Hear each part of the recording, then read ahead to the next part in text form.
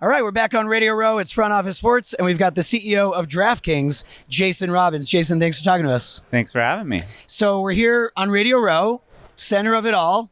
Super Bowl is in 2 days, and as I look around the room, tons of DraftKings. I mean, you really can't escape it. You guys are such a partner of the league now, and almost everywhere you look, DraftKings. And in some ways, it's not a change from past years. In some ways, it's a major change. I mean, you and I have known each other for years. I remember when it was a fantasy company, and now it's all about sports betting. Just talk to me about the progression of the past few years. And sometimes it probably feels like hard to catch up with it all. Yeah, it has happened very quickly. PASPA was just the federal ban on sports betting was just overturned in 2018, excuse me. And, about a few months later in August, we launched in New Jersey. And so, it's been now about 6.5, a little under 6.5 years. And, it's not really a long time in the grand scheme of things. It feels like a long time, feels like it's been over a decade, but, really it's not that long. And it's amazing to see how quickly the industry's grown, how many states have embraced this, and how popular it's become with Americans. Has betting to any extent supplanted fantasy? I mean, obviously in your case, when you guys kind of exploded onto the scene, it was about DFS, daily fantasy sports.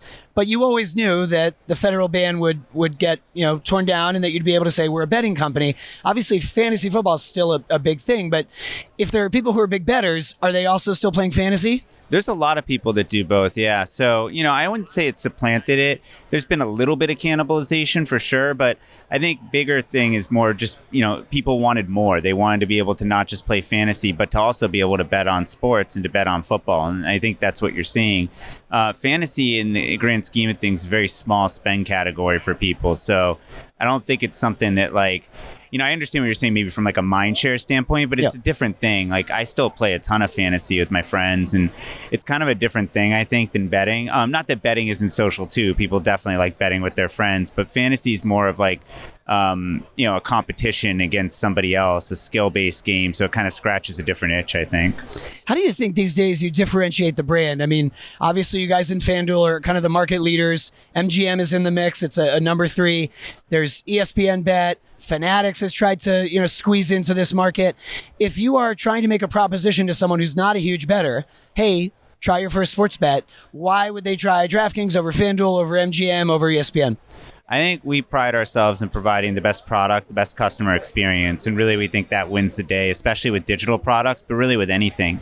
I think if you provide the best customer experience, customers will figure that out. They'll tell their friends, and over time, you'll gain more and more of their time and their wallet. So that's really kind of what we think about first. And then obviously we have to market. We have to make sure we get the word out there on that, make sure people understand that we're a trusted brand that's known and, established company that they can count on. There's a lot of trust needed in the industry. And I do think a lot of the smaller companies, have probably less brand recognition, less trust than we do. I think it's a combination of those things, but really it starts with having the best product, the best customer experience.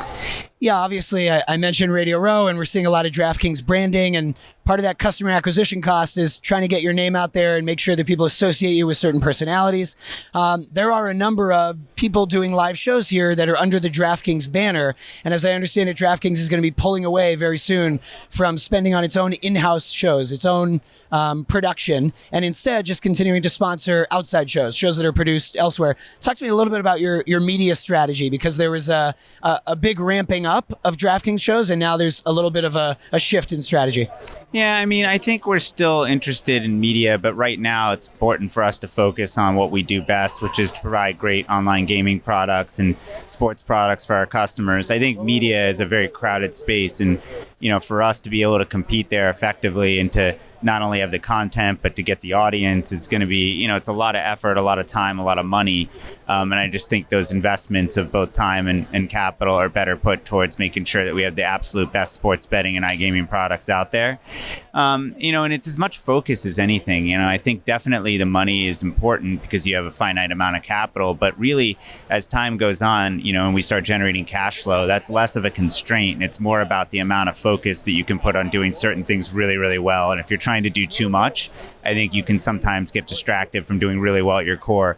This is one of many moves we made this year to clean up some of the areas of the business that we felt were, side projects that, and by the way, it's important for us to continue to do that. I always emphasize the company, just because we're deciding not to do some things going forward doesn't mean we shouldn't keep trying new things. I think that's important, but you can't only try new things. You also have to have the discipline to say, if I try 10 things and 3 or 4 of them aren't working, or even more of them aren't working, I'm not just going to continue. That's how you end up with a lot of, things that are distracting focus and energy at the company. So this is a year that we really focused on that. It was part of a multi-year effort for us to really just get focused on making sure that our core is as strong as it can possibly be, and we're putting the customers that we know are, counting on us to deliver an experience like, nobody's coming here and saying, hey, I hope DraftKings has the absolute best media at the Super Bowl, but they do want us to have the absolute best experience when it comes to sports betting. So we need to make sure we're delivering on that.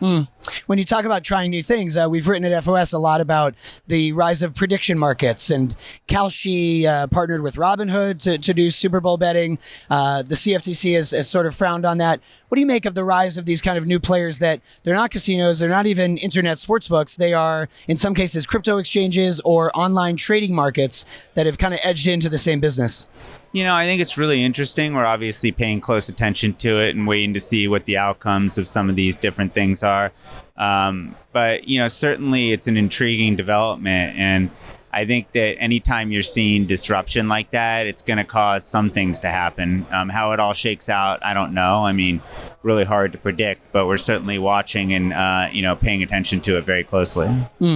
Jason, as I said, I've reported on DraftKings for years. We know each other. You're a Boston guy, a Patriots fan. I want to ask your prediction for this Super Bowl.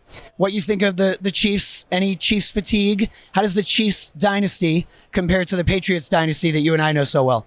It's interesting because this year everyone was saying the Chiefs, won so many games they shouldn't have won, and the team's not that good. I'm like, it's funny. It sounds a lot like what people used to say about the Patriots. They'd always figure out how to win the games they shouldn't and eke out those close games and make the plays when you absolutely had to and steal games that they really shouldn't have won. And I think that's one of the hallmarks of a great team and a great dynasty. So I don't see that as a negative thing. I think that's one of the reasons teams fear the Chiefs, is that they can get out there and, a game they have no business winning, they can end up pulling out. That said, the Eagles are really good this year. I mean, that is a complete team, both sides of the ball. Last year, the Eagles' defense was really a weak part. This year, it's not. So I don't know. It's going to be a great game. I can't say I have a prediction. And, it's not like clear which side America's on either. The money is almost dead even right now. So clearly, it's I don't know if there's, maybe people would be betting the Chiefs. There's some Chiefs fatigue. I think probably more likely it's just a really good matchup, and we're going to see a great game on Sunday. Let's hope for a great game. Jason, it's only 1.5 points, right? So that tells you something. Right. Thanks, Jason. Yeah, thanks for having me.